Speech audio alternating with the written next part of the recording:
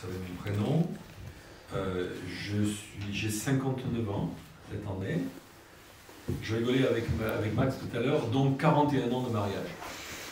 Avec la même dame. Possible. J'ai trois enfants, 3 garçons, qui sont tous mariés, eux aussi. J'ai 6 petits-enfants, 3 garçons et 3 filles. Je fais de la symétrie. Ils vont être à la maison aujourd'hui, sauf mon fils cadet qui est déjà en partance pour les travailler. Mais donc voilà, on est une assez grande famille et on s'entend bien, même si pour les 2 aînés de mes fils, pour le moment, ils n'ont pas pris de décision pour le Christ. Seul le 3e, Joseph, qui est là, avec ses 2 filles, est chrétien, baptisé et même responsable au sein d'une église évangélique, donc protestante évangélique, dans la ville de Lille, au nord de la France, assez loin de moi. Donc bientôt, j'aurai mon fils aîné à Alès, vous connaissez Alès dans les Cévennes, mon fils cadet à Singapour, pendant 3 ans, je le verrai moins, ainsi que mes 2 petits-enfants, qui sont ses fils, et mon dernier, Joseph, et ses 2 filles, et ils sont à Lille. Vous avez compris que mon fils aîné a un garçon et une fille, juste pour rétablir l'équilibre. Voilà. Vous parlez du mariage biblique, ça va finalement se résumer à vous parler du mariage chrétien. Je vais essayer de parler de manière à être compris de tout le monde, c'est-à-dire du plus jeune, j'imagine que c'est Nathan, au plus âgé de vous, je sais pas, moi. Non, tu rigoles ou pas, Déborah? Non, entre nous tous, c'est moi le plus. Enfin, bravo, hein. Ouais, je vais prendre tout le monde là. Il y a 10 minutes, c'était Maxime, il marchait avec une canne. Ah, mais voilà. Alors, ce que je vous propose, c'est que je vais parler, mais si vous avez une question, celui qui a une question, il lève la main et on pourra entamer un tout petit débat. Comme ça, ça va rendre un peu le moment plus vivant et ça vous évitera de vous endormir au bout d'une demi-heure, ce qui est normal après la nuit que vous avez passée.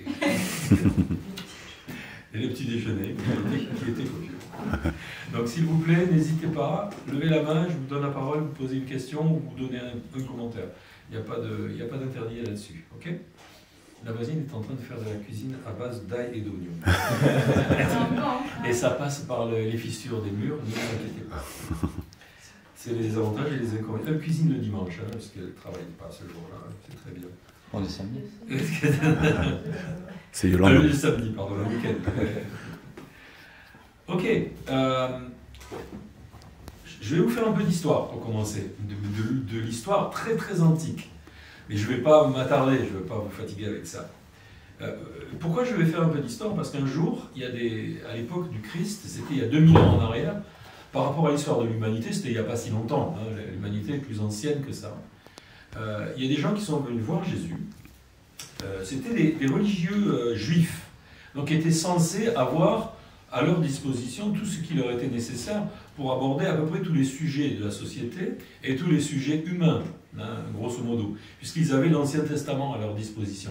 Pas encore le Nouveau Testament, puisque le Nouveau Testament a été écrit au 1er siècle de notre ère, qu'on appelle l'ère chrétienne. C'est-à-dire il y a à peu près 1900 ans. On a fini d'écrire le Nouveau Testament à la fin du 1er siècle. D'accord ? L'un des derniers qui a écrit le Nouveau Testament, c'était l'apôtre Jean, qui est mort très vieux dans une île turque aujourd'hui, enfin grec et gréco-turque. En gros, quand ces gens-là sont venus voir Jésus, je vais vous trouver le passage, ne le cherchez pas, c'est dans Matthieu chapitre 19, au verset 3. Les pharisiens, Perushim, ça veut dire, et c'est très étonnant, hein, Perushim, ça veut dire les pharisiens, ça veut dire les séparés, ceux qui se séparent, hein, ceux qui sont à part, d'accord ? Les séparer, abordèrent et dire pour l'éprouver, et c'est un mot fort dans le grec, ça veut dire pour le mettre à l'épreuve, pour le tester, c'est-à-dire pour le pousser dans ses retranchements. Ils lui disent, est-il permis à un homme de répudier sa femme pour un motif quelconque? En gros, il venait demander à Jésus qu'est-ce qu'il pensait du divorce. Ok? Mais dans la tradition juive de l'époque, le divorce, c'était souvent le fait masculin. Chez les Romains, c'est pareil. Hein. Quand on en avait marre de sa femme, on lui écrivait une lettre, c'est fini, on n'est plus mariés, et le problème était réglé. L'homme pouvait donc retrouver sa liberté, entre guillemets, et chercher une autre épouse. C'est comme ça que ça se passait dans l'Antiquité. C'était le divorce de l'Antiquité. Et les Juifs usaient et abusaient, et les Pérushim aussi, les séparés, pouvaient user et abuser de cette facilité-là. Et voilà ce que Jésus répond. Est-ce que vous avez lu? C'est important ça, cette phrase. Est-ce que vous avez lu? Je vous la pose aussi à vous. Hein. Est-ce que vous avez lu que le Créateur, au commencement, en latin vous savez ce que ça donne? Ab origine. Eh oui, au commencement, à l'origine. Ça balaye un peu nos idées sur l'état aborigène. Au commencement, fit l'homme et la femme. En hébreu, ish, isha. Mais vous savez, on a étudié la Genèse ensemble ces derniers temps à Millau. Et ça va plus loin que ça. Si on lit, comme Jésus nous y invite à le faire, il les créa à l'image de Dieu. Il les créa, Ish et Isha. Il les créa à l'image de Dieu. Il les créa, mâle et femelle, si vous préférez, grosso modo. Et boum, voilà la réponse de Christ à ces gens qui lui demandent ce qu'ils pensent du divorce. Excusez-moi, mais c'est hyper radical. On revient à l'origine. On revient à la création. Et il continue. Et il dit, c'est un Dieu qui a dit ça, c'est pourquoi l'homme quittera son père et sa mère. Là, on parle de l'homme qui est censé avoir la principauté sur un couple, censé, excusez-moi, et s'attachera à sa femme, et les deux deviendront une seule chair. Ainsi, ils ne sont plus deux, mais ils sont une seule chair. Ça, c'est le Christ qui enseigne. Que l'homme, et ça c'est le commandement du Christ, que l'homme, Ish, ou que l'homme avec un grand H, si vous préférez, hein, l'humanité ou l'humain, donc ne sépare pas ce que Dieu, Yahweh pour les Hébreux, Théos pour les Grecs, ce que Dieu a uni. Que l'humain ne sépare pas ce que le divin a uni. Pourquoi donc, lui dirent-ils, Moïse a-t-il prescrit de donner à la femme une lettre de divorce et de la répudier? Moïse, 1200 ans avant Jésus-Christ. Mais c'est quand même pas bien important par rapport à l'histoire de l'humanité tout entière. Et Jésus leur répond, cache. Pourquoi est-ce que notre législateur, pourquoi notre maître à penser, Moïse, qu'on invoque régulièrement dans la nation juive, hein, le libérateur d'Israël qui les a fait sortir d'Égypte, qui les a constitués en tant que nation, etc., etc., pourquoi nous a-t-il dit de donner à la femme une lettre de divorce et de la répudier? En gros, excusez-moi le terme, de la mettre à la porte. Et Jésus leur répond, cache. C'est à cause de la dureté de votre cœur que Moïse vous a permis de répudier vos femmes ab origine, au commencement. C'était pas comme ça. Mais moi je vous dis que celui qui met sa femme à la porte, sauf si elle est infidèle, et qui en épouse une autre, commet un adultère. Là, la maison des pharisiens est en train de s'écrouler. Clairement.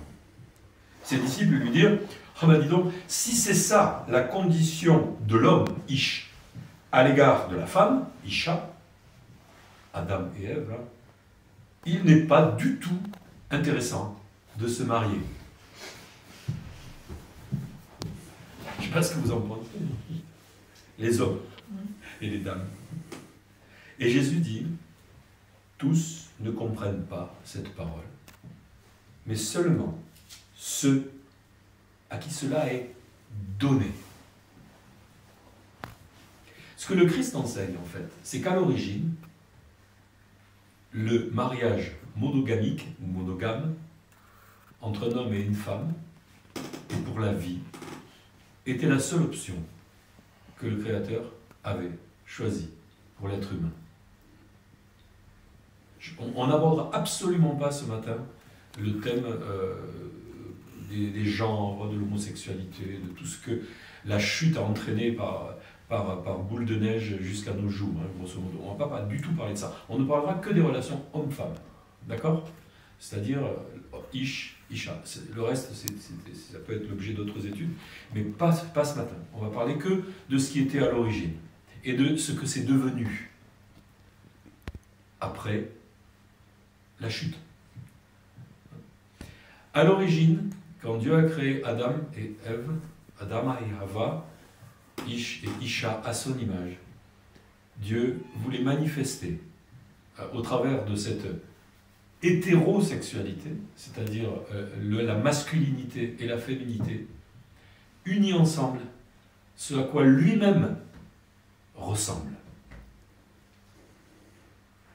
C'est important qu'on comprenne ça. C'est la notion de l'origine. La notion de l'origine, c'est que c'est pas que l'homme qui est l'image de Dieu. Je parle de l'homme, le masculin. C'est l'homme et la femme. Si vous comprenez ça, qu'à l'origine, le plan de Dieu, c'était que ce soit l'homme et la femme qui le représentent, qui lui ressemblent, vous avez compris quels sont les liens du mariage à l'origine. Tout ce qui est arrivé après la chute, les aménagements que les hommes ont trouvés ou cherché à trouver, toutes les traditions humaines, toutes les dispositions autour du mariage homme-femme, duquel on ne va parler que de ça ce matin, tout ce que les hommes ont trouvé, c'est des arrangements qui sont consécutifs à la chute. Même la séparation par la mort n'était pas envisagée au début, puisque les êtres humains n'étaient pas créés pour mourir. Ils étaient créés pour vivre avec un corps qui se renouvelle en permanence. Un peu comme les elfes de Tolkien, si vous lisez Le Seigneur des Anneaux. Je ne veux pas faire d'allusion littéraire outre mesure. On n'était pas fait pour mourir à l'origine. On est mort quand on a voulu acquérir une forme d'autonomie. Quand en fait on a dit à Dieu, je ne veux plus que tu régisses ma vie. Et le mot régir, c'est dans notre dans notre langage indo-européen, c'est le roi.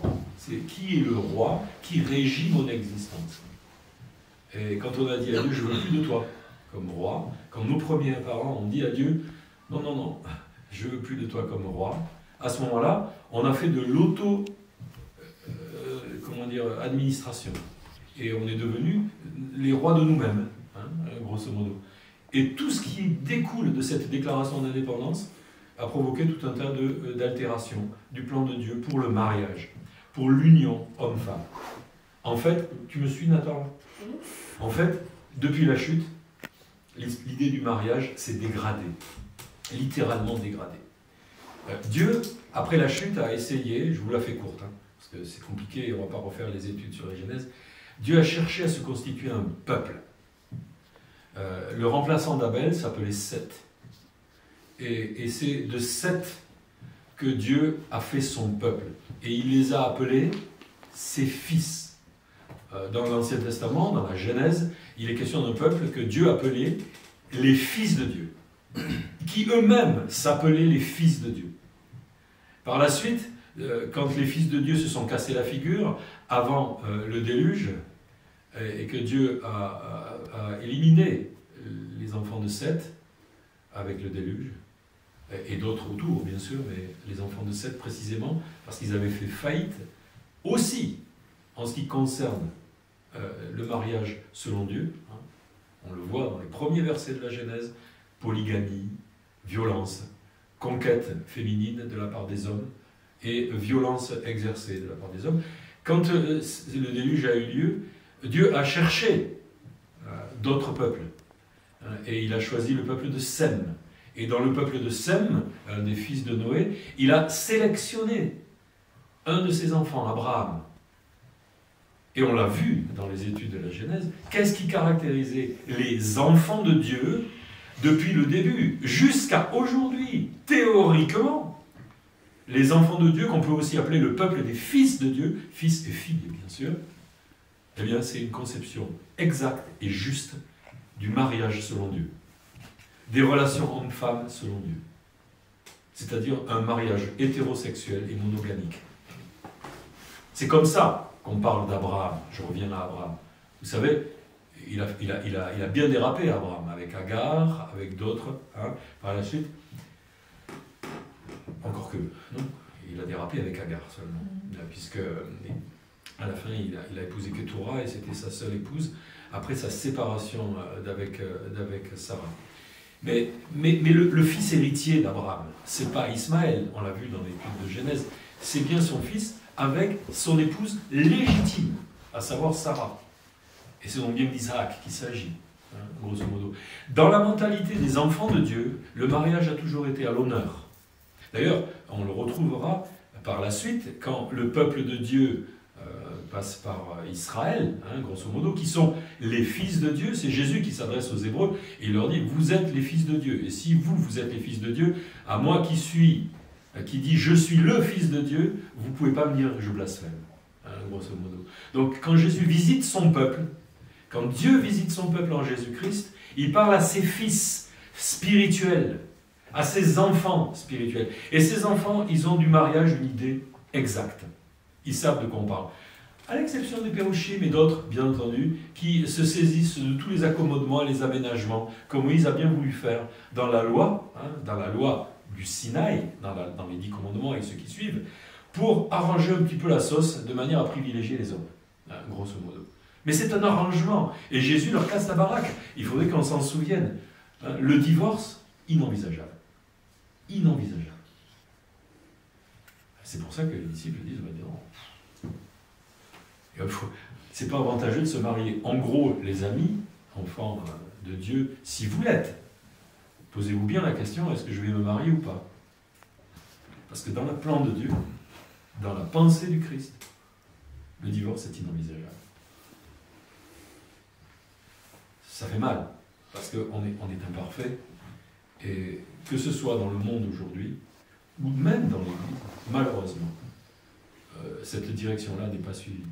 Vas-y. Une question. Vous avez parlé du mariage légitime. Je voulais savoir comment rendre le mariage légitime à l'époque.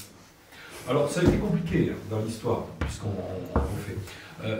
Disons que dans les peuples qui sont loin de la parole de Dieu, depuis l'Antiquité la plus haute, hein, je parle, il y a toujours eu une sorte de, ça c'est la malédiction d'Éden, hein, grosso modo, une domination masculine. D'accord? Donc dans les peuples les plus éloignés de la parole de Dieu, la polygamie c'est la règle, grosso modo, et c'est l'homme qui décide. C'est que la femme, finalement, est un objet sexuel, et un objet à quelques exceptions près, bien entendu, on ne peut pas généraliser, mais la pratique la plus répandue c'est la polygamie, hein, grosso modo. Dans les peuples les plus éloignés de la pensée et de la parole de Dieu qui nous a été transmise. Après, plus on se rapproche des peuples influencés par la parole de Dieu dans l'Antiquité, d'une certaine manière, la monogamie est à l'honneur, hein, grosso modo. Et c'est une monogamie qui est une monogamie de fidélité, avec un équilibre entre l'homme et la femme, et ça passe par du sentiment, hein, grosso modo. C'est-à-dire que c'est les sentiments qui dirigent les relations de femmes. Mais dans ce cadre-là, les choses étaient très, très, très réglementées. C'est-à-dire, et on va le retrouver même dans le Nouveau Testament, hein, c'est les papas qui gèrent les mariages de leurs filles, grosso modo. Ok. Donc, Jésus arrive au commencement. Il ramène au commencement pour nous ramener à une notion biblique du mariage. C'est-à-dire un homme pour une femme pour la vie. Au début, c'était pour la vie permanente, éternelle, quoi, grosso modo, dans le corps. Et puis, ensuite, ça a été, après la chute, jusqu'à la séparation de la mort, hein, grosso modo. C'est ce qu'on promet, hein, quand on va à la mairie ou à l'église pour se marier, jusqu'à ce que la mort nous sépare. Alors, ça peut être une promesse en l'air, hein, parce qu'on promet, hein, quand même, quand on se marie. Hein. Je me rappelle ça. Jusqu'à ce que la mort nous sépare. Mais pour beaucoup, c'est du baratin, quoi. Excusez-moi le terme, c'est du baratin. le Nouveau Testament nous présente la chose ainsi, en gros. Hein, en gros. 1 Corinthiens 2,14, je vous cite le passage, ne cherchez pas. C'est la fin du discours de Jésus. Tout le monde ne peut pas comprendre ça, mais seulement ceux à qui cela est donné. Et Jésus fait une nette différence entre ceux à qui cela est donné et ceux à qui cela n'est pas donné. En gros, Jésus fait encore une nette différence entre les enfants de Dieu et ceux qui ne sont pas enfants de Dieu, ou pas encore enfants de Dieu. D'accord? Donc, pour comprendre la pensée de Dieu au sujet du mariage, je vais en choquer peut-être quelques-uns ici. Il faut appartenir au Seigneur. Il faut avoir reçu l'Esprit Saint. Parce que sans l'Esprit Saint, on ne peut pas comprendre ces choses. Ça nous dépasse. Et c'est le problème des Pérouchines, qui n'avaient pas reçu l'Esprit Saint, visiblement, et qui avaient le cœur dur. C'est ce que dit Jésus, hein. C'est à cause de la dureté de votre cœur. Le cœur dur et pas d'esprit, déviation complète au niveau de la notion de mariage. Et Jésus leur dit, il y en a qui ont reçu, et c'est que l'Esprit Saint qui peut donner ce genre de réception, de compréhension du mariage, et d'autres qui ne l'ont pas reçu. Donc si vous n'avez pas reçu l'Esprit Saint, si vous n'appartenez pas à Jésus-Christ, si vous n'êtes pas passé par la repentance, si vous ne connaissez pas la nouvelle naissance, vous aurez un mal de chien à savoir ce qu'est le mariage biblique. Ça va vous échapper. Vous n'avez ni la conception du mariage biblique, ni la puissance de le vivre. Parce qu'il n'y a que par l'Esprit de Dieu qu'on peut vivre le mariage chrétien. De manière biblique et de manière spirituelle. Et c'est ce que dit Paul là, d'une autre façon, dans 1 Corinthiens 2. Nous ne parlons pas avec les discours, nous ne parlons pas avec les discours qu'enseigne la sagesse humaine, mais avec ceux qu'enseigne l'Esprit. Il parle de l'Esprit Saint. 1 Corinthiens 2, chapitre 13. En employant un langage spirituel pour les choses spirituelles. Mais l'homme naturel n'accepte pas les choses de l'Esprit de Dieu. L'homme naturel n'accepte pas les choses de l'Esprit de Dieu, car elles sont une folie pour lui. Et il ne peut pas les connaître, parce que c'est spirituellement qu'on en juge. L'homme spirituel, au contraire, juge de tout, et il n'est lui-même jugé par personne. Ça, c'est la caractéristique première des fils de Dieu. L'Esprit. Ceux qui ont reçu l'Esprit. Posons-nous la question, est-ce que j'ai reçu l'Esprit? Et est-ce que cette réception a changé ma conception du mariage? Qu'est-ce qui se passe chez un homme naturel? Je vais essayer de retrouver mes notes, ça sera plus facile. J'en ai tellement que j'ai un peu de mal. Eh bien, c'est simple. Pour la parole de Dieu, pour la Bible, il n'y a que deux types d'individus sur la terre. Les individus, les personnes, hommes ou femmes, naturelles, et les personnes, hommes ou femmes, spirituelles. Il y a une séparation nette dans la parole de Dieu entre ceux que la parole appelle les enfants de Dieu et les autres. Ça peut vous choquer, mais c'est comme ça. Et ce n'est pas une séparation qui est basée sur des critères de race, absolument pas, puisqu'on est tous fils d'Adam. Hein, bon. Ce n'est pas une séparation qui est basée sur des critères intellectuels, philosophiques ou religieux. Ce n'est pas une séparation qui est basée sur des critères financiers, riches ou pauvres, pas de lutte des classes dans la parole de Dieu. Rien de tout ça. C'est as-tu, cher ami, reçu un jour dans ta vie, sur la base de la repentance et de la foi en Jésus-Christ, est-ce que tu as reçu l'Esprit Saint? Si tu as reçu l'Esprit Saint, d'où que tu viennes, quel que soit ton âge, quelle que soit ta richesse, quelle que soit ta famille, quelle que soit ta race, ton ethnie, quelle que soit ton histoire personnelle, y compris la plus scabreuse, la plus compliquée, ou même la plus ténébreuse, si un jour tu t'es retourné vers ton Créateur, si un jour tu as accepté de recevoir l'Esprit Saint en te repentant de tes fautes et en acceptant le sang de Jésus-Christ pour couvrir tes péchés, si tu as fait ça et que tu as reçu l'Esprit de Dieu dans ton cœur, tu es passé de l'autre côté et tu fais partie du peuple des fils de Dieu. des enfants de Dieu. Et on va retrouver ça dans tous les textes du Nouveau Testament, y compris chez Paul.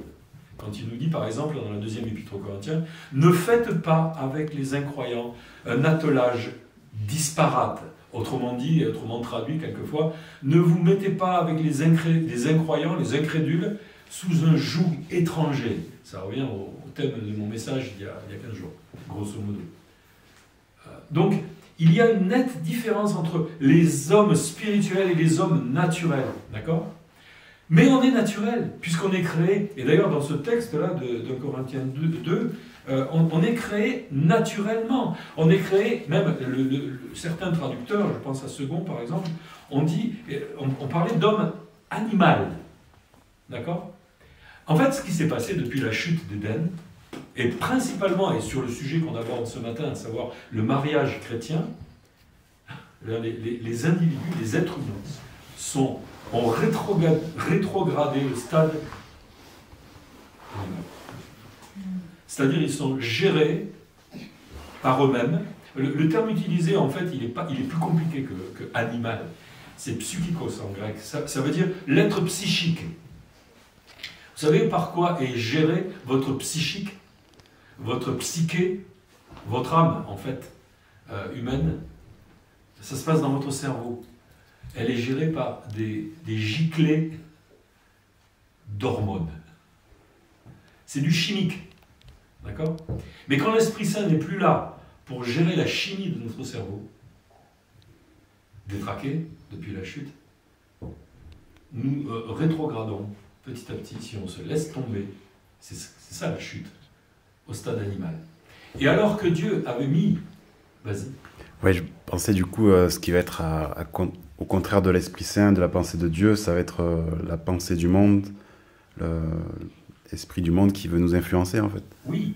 Alors, Satan a utilisé la chute, c'est-à-dire l'indépendance des hommes, pour en influencer le plus grand nombre.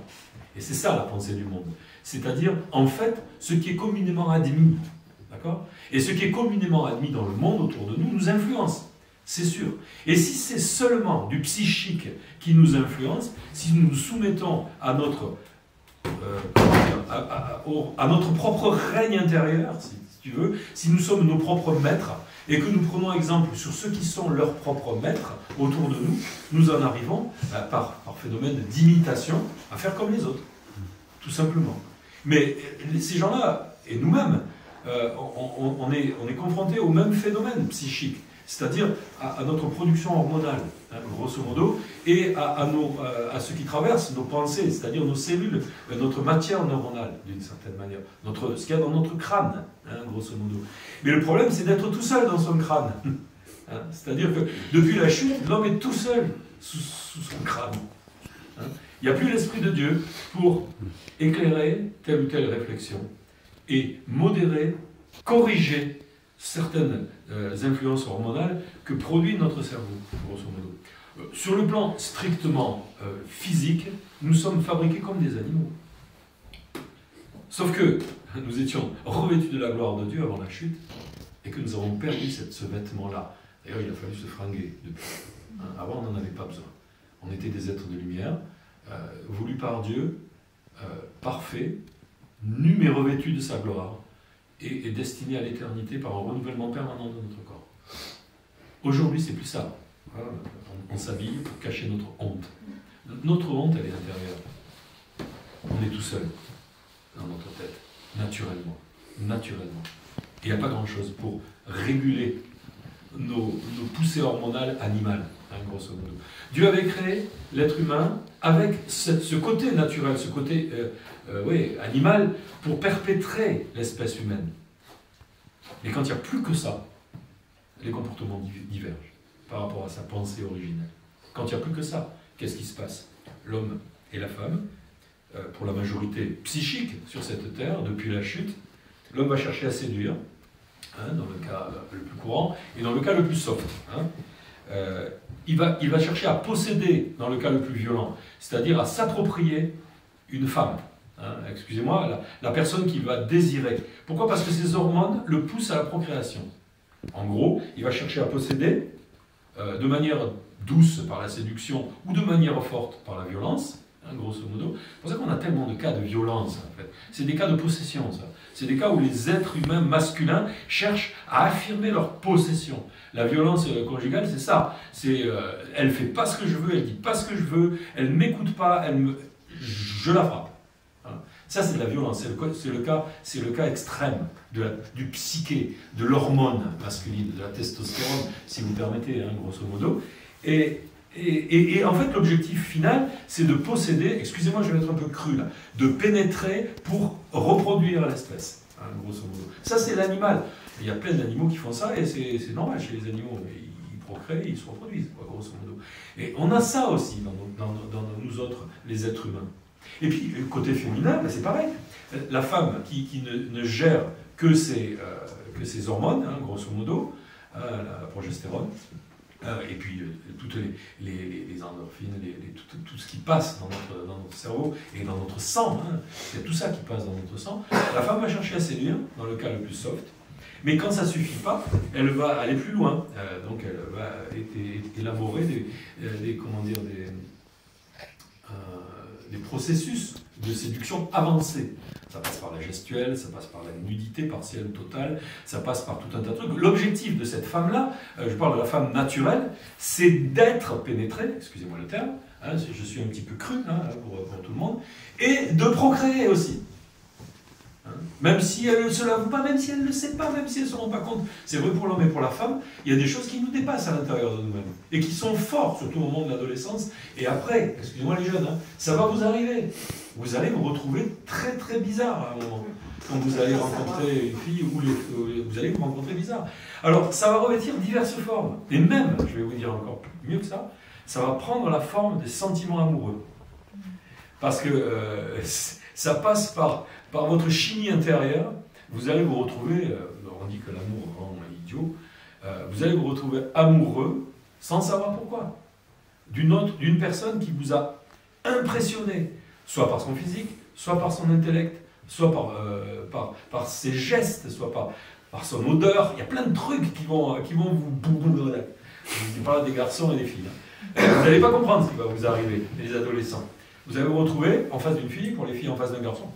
Et vous allez tomber c'est une forme d'adoration, hein, d'une certaine manière, et vous n'allez pas vraiment comprendre. Et là, clairement, dans le cas des hommes et des femmes naturels, quand il n'y a pas l'Esprit de Dieu pour calmer le débat, ça peut aboutir à des trucs bizarres. Moi, je me suis posé des tas de questions. On va prendre un cas extrême. Pourquoi des femmes tombent amoureux de criminels prisonniers dans une prison, leur envoient des lettres d'amour enflammées et finissent par attendre qu'ils sortent pour se marier avec? C'est pas rationnel. Excusez-moi, tu veux vraiment te mettre en difficulté, épouse un criminel, quoi. Je veux dire, excusez-moi, mais ce genre d'affection et d'amour psychique aboutit à des catastrophes. Il n'y a pas que ça, hein, mais je vous ai pris un cas extrême. Hein. C'est vrai pour un homme très très gentil, très romantique même, allez, on va utiliser des termes un peu à la mode, va s'enticher d'une fille facile, qui court les hommes et qui va le tromper à la première occasion. Mais pourquoi? Qu'est-ce que tu as dans la tête, mon ami? Je veux dire, pourquoi toi, qui es romantique, qui est sentimental, qui est amoureux, qui est doux, qui est paisible, qui cherche une fille qui comble tes désirs, tu tombes en adoration et tu t'entiches d'une fille qui va te tromper avec le premier venu? Excusez-moi, hein, je vous ai pris deux cas. C'est pas rationnel, et c'est pas spirituel. C'est pas géré. C'est toi-même qui gères ton petit cursus, et tu fais ta petite vie, et puis tu tombes dans le panneau, mais comme un animal pris au piège. C'est le terme. Comme un animal pris au piège. Aujourd'hui, sur la Terre, il y a 8 milliards d'individus. Quel est le plan de Dieu pour toi, si tu es enfant de Dieu, si tu peux comprendre la parole de Dieu concernant le mariage? Quel est le plan de Dieu? C'est ça qui est important pour chacun de nous aujourd'hui. C'est pas du tout de se marier. Certains parmi nous en ont fait la cruelle expérience. C'est pas du tout de se marier. Encore faut-il que le mariage honore Dieu. Encore faut-il que nous rentrions dans le domaine spirituel et que le mariage soit géré par l'esprit. s'il n'est pas géré par l'esprit, si on s'est laissé piéger par le charme de la personne de sexe opposé, puisqu'on ne parle que de ça ce matin, je répète, si on s'est laissé piéger par le charme de la personne de sexe opposé et qu'on se retrouve dans un mariage qui n'est pas spirituel, qui n'est pas géré par l'Esprit de Dieu, d'un commun accord par les deux personnes faisant partie du peuple de Dieu, des enfants de Dieu, des fils et des filles de Dieu, ça ne va pas tenir. Ça ne va pas tenir. C'est ça le but de l'enseignement sur le mariage biblique. Si l'Esprit de Dieu n'est pas présent entre les deux, comme il l'était entre Adam et Ève, à l'origine, il y a de fortes chances pour que le mariage capote. Vas-y. Juste une parenthèse, parce que c'est vrai que peut-être pour Nathan qui est un peu plus jeune, te dire c'est pas pour moi le mariage, c'est loin, mais comme il a dit, comme on a parlé de tout ce qui va vous arriver là dans ces années, peut-être ça commence déjà, c'est pour vous préparer et vous dire que on va dire là jusqu'à 20 ans, peut-être que vous mariez qu'à 20 ans, peut-être plus tard, mais toutes ces années-là n'empêche que vous allez être dirigé par, il y a des pulsions qui vont être en vous, c'est ce que Guy a décrit tout à l'heure, et c'est pour vous donner les clés, c'est pour vous enseigner que ça existe, peut-être que vous n'en parlez pas, vous ne savez pas, mais il va vous arriver des choses en vous, et c'est vraiment pour vous montrer le après, et vous préparer au après. Ne restez pas sur l'instant T. N'hésitez pas, moi j'ai que 11 ans, c'est loin, mais tu vas rentrer dans une période, je parle pour Nathan qui est le plus jeune, mais je pense que c'est aussi valable pour les autres. Et du coup, vous allez vraiment être confrontés à plein de choses. Et donc tout ce qu'il vient de dire, Guy, j'espère que vous l'avez bien entendu parce que c'est important. Ça va vous secouer les jeunes, hein. Ça va vous secouer. Vous n'allez pas comprendre ce qui vous arrive. En même temps que vous les filles, toi Emmanuel, tu vas voir pousser tes seins, et en même temps que voici va voir pousser ses poils, il va vous arriver des trucs bizarres, clairement.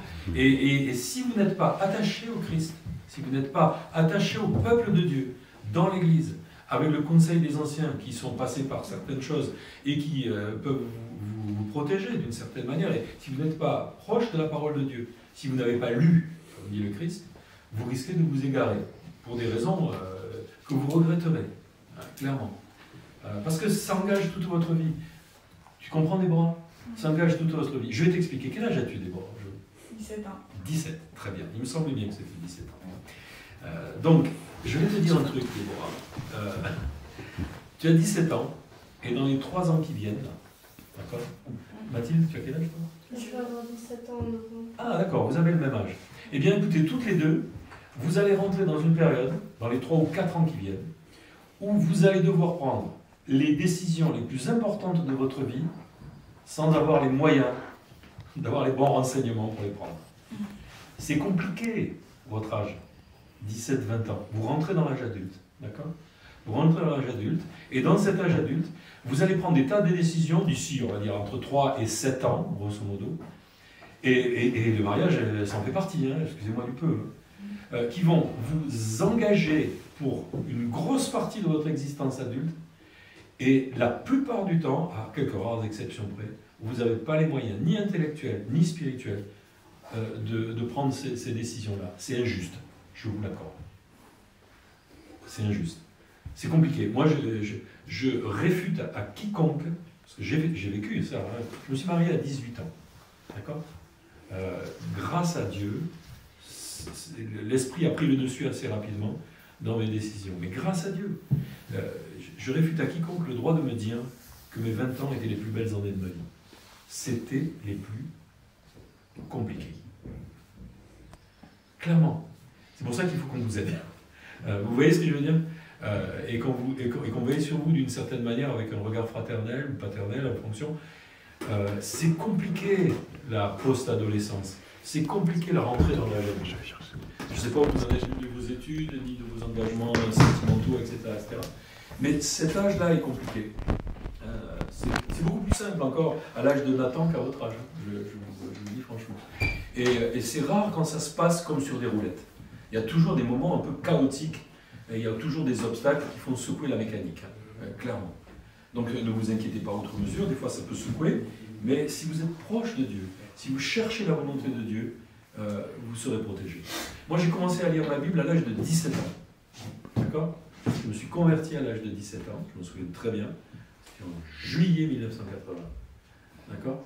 Je ne vous dirai pas le jour parce que je ne vais pas noter ça sur le calendrier, mais je me rappelle très bien la période. Mais j'ai commencé à lire ma Bible. J'ai commencé à lire ma Bible et ça m'a protégé. Je vous assure, je vous certifie, ça m'a protégé. J'ai dû choisir mon épouse. D'accord? À ce moment-là. Je l'avais rencontrée avant de me convertir, Marie-Agnès, que vous allez peut-être voir en ces moments. Je l'avais rencontrée au lycée à, ouais, on va dire 16 ans et demi, grosso modo, hein, 17 ans. J'étais tombé amoureux, clairement, de Marie-Agnès, clairement. Mais